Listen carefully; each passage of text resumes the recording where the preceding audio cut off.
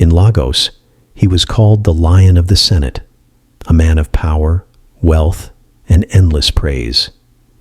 But behind his flowing agbada and golden smile, he was stealing the people's future, trafficking poison through the very veins of government.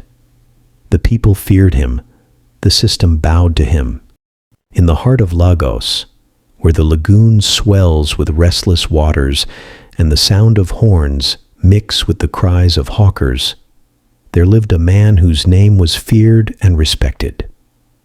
His name was Senator Judge Adewale Ogunlana, a man clothed in agbadas so wide that it swept the floor when he walked, a man whose words carried the weight of thunder.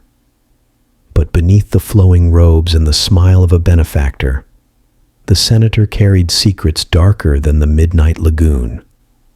His rise was not built on service, but on greed, not on justice, but on betrayal. And the people of Lagos, though they whispered in corners, dared not speak against him. For as the elders say, a leopard may hide in the shadows, but its spots will one day be seen in the sunlight.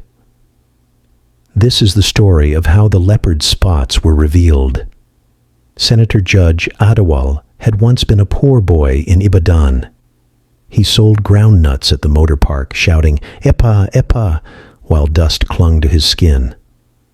People pitied him, but Adewale always said to himself, "I will not die poor." Years passed, and through cunning and ambition, he studied law, rose to power, and entered politics. When Lagosians saw him, they thought he was a savior. He built schools that had no books, clinics with no medicine, and boreholes that ran dry after 3 weeks. Still, he cut ribbons and danced with drummers while the cameras flashed. Unknown to the people, Adewale was not only a senator, but also the leader of a secret drug trafficking ring. From the ports of Apapa to the airports of Ikeja, his men moved powders hidden in yam crates, electronics, even coffins. He used government convoys to move shipments, and no one dared stop him because his vehicles bore the coat of arms. But Adewale had an even greater trick. He swallowed budgets whole. Money meant for schools vanished. Funds meant for roads disappeared into his foreign accounts. The people complained of potholes, empty hospitals, and unpaid salaries. But Adewale silenced them with rice during elections and false promises sweetened with proverbs. The people called him Oju Meji, the double-faced man. In a quiet town outside Lagos, an old babalawo, diviner, named Baba Orisa, had a vision. He saw the image of a leopard sitting in the Senate chamber, its claws dripping with blood, its eyes red with greed. Around it lay the bones of the people, scattered and broken. The oracle spoke to Baba Orisa. The leopard feasts now, but soon the hunter will come. His greed will lead him into the trap of his own making. The babalawo told his apprentices, who carried the tale to the markets. Market women repeated it while tying wrappers. Bus drivers told it at motor parks. And soon, the story of the leopard judge spread across Lagos like Harmattan fire. But Adewale laughed when he heard it. Let them talk. Do they know who I am? Do they know how many judges, police commissioners, and soldiers bow before me? Even their gods cannot touch me. Yet the old saying goes, the chicken that mocks the hawk has forgotten the sky. 1 year after winning his re-election, Adewale threw a great feast at Echo Hotel. Senators, governors, and businessmen came. Musicians praised him with talking drums. Adewale, son of Ogunlana, the Lion of Lagos, the helper of the poor. But the poor were not there. They were outside under the bridges, hungry and forgotten. At the feast, Adewale boasted, "My friends, Lagos belongs to us. The people will always bow for rice and salt.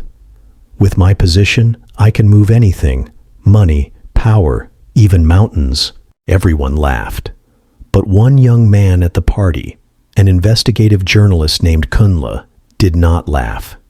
He watched carefully. Kunle had lost his sister to drug addiction, and he had sworn to uncover the men who profited from such evil.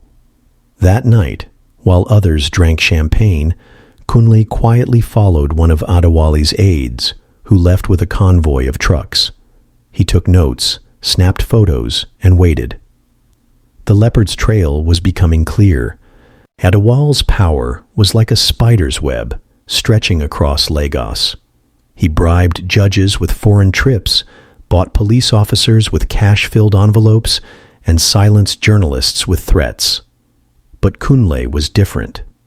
He dug deeper, connecting the dots between missing government funds, fake contracts, and drug shipments. Meanwhile, Adewale's greed grew. He wanted not only Lagos but the entire country. He planned to run for president, but to fund his campaign, he doubled his trafficking operations. Shipments grew larger, money flowed faster, and whispers became louder. One night, his wife, Madame Ronki, confronted him. "Adewale, these things you are doing will not end well. People are talking. Even the gods are watching. Our children, what future will they have if you fall?" Adewale silenced her with anger. "Woman, do not lecture me. Everything I do is for this family. The people are sheep, and I am their shepherd. They must obey." But Madame Ronki wept, for she knew the truth. The leopard does not protect sheep. It devours them. Kunle's investigation gained ground. He published articles that shook Lagos. Senator Judge Adewale linked to missing N12 billion education budget. Exclusive. Drug shipments moved under government convoy. The people began to murmur. Could it be true? Have we been eating crumbs while this man swallows our future? Protests erupted in Yaba, Ojuelegba, and Ajagunle. Young people carried placards. Our future is not for sale. But Adewale struck back. He sent thugs to attack protesters, bribed newspapers to bury stories, and had Kunle arrested. Still, the truth cannot be buried forever. One of Adewale's closest allies, a customs officer, was caught with a large shipment of drugs. In fear, the officer confessed, "It is not mine. It belongs to Senator Adewale." International agencies had been watching Adewale for years. When Kunle's reports aligned with their own intelligence, they set a trap. One of Adewale's shipments, a massive consignment hidden in containers labeled "Medical Supplies for Lagos Hospitals," was tracked from Apapa port. Unknown to Adewale, agents from America and Europe were already waiting. As the containers moved, Adewale sat in his mansion in Ikoyi, sipping palm wine and laughing with politicians. He bragged, "Even the white man cannot touch me. I am Lagos itself." But at midnight, as the containers were opened, the truth spilled out. Not medicines, but bricks of cocaine stacked higher than yam barns. The news spread like wild harmattan fire. Senator Judge Adewale exposed. Hospital funds diverted into drug trafficking. The people roared. The streets shook with anger. Adewale was arrested. His agbada was stripped, his convoy seized, his bank accounts frozen. The man who once commanded governors now sat in handcuffs. In court, Kunle's evidence was presented. Madame Ronke sat with tears, her head wrapped in a black geal. The Babalawo's prophecy had come true. The judge declared, "For years, you fed on the people like a leopard on helpless goats. You stole futures, destroyed lives, and disgraced our land. Today, you will reap what you sow." Adewale was sentenced to life in prison. Lagos learned a bitter lesson. Power without conscience is poison. The people vowed never again to trust blindly. Kunle became a symbol of courage. he said to the youth, "Silence is the meal of corruption, but truth is the spear that slays the leopard."